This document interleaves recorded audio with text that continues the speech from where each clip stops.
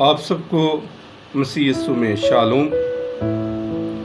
आज की तिलावतों में पहली तिलावत जो ली गई तस्नीह शरा की किताब में से ली गई थी, और खुदा जो वफादार है, खुदा का बंदा हज़रत मूसा बनी इसराइल कौम को खुदा के हुक्म दोबारा याद दिलवाता है और कहता है, खुदा हम कलाम है अपने कलाम में, बस ए इस्राएल अब तेरा खुदा तेरे लिए और क्या करे कि तू खुदावंद अपने खुदा से डरे, खुदा से प्यार करे और उसके हुक्मों पर अमल करे।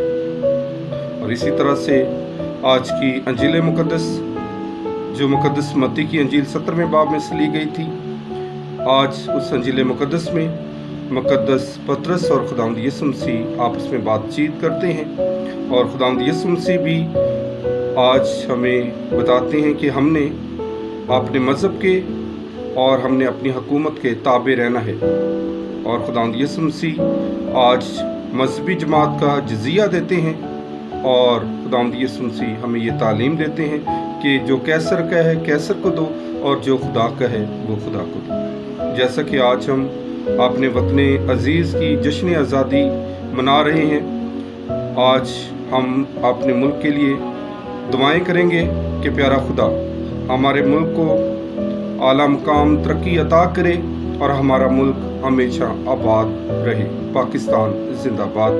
आप सबको जश्न आज़ादी बहुत बहुत मुबारक हो।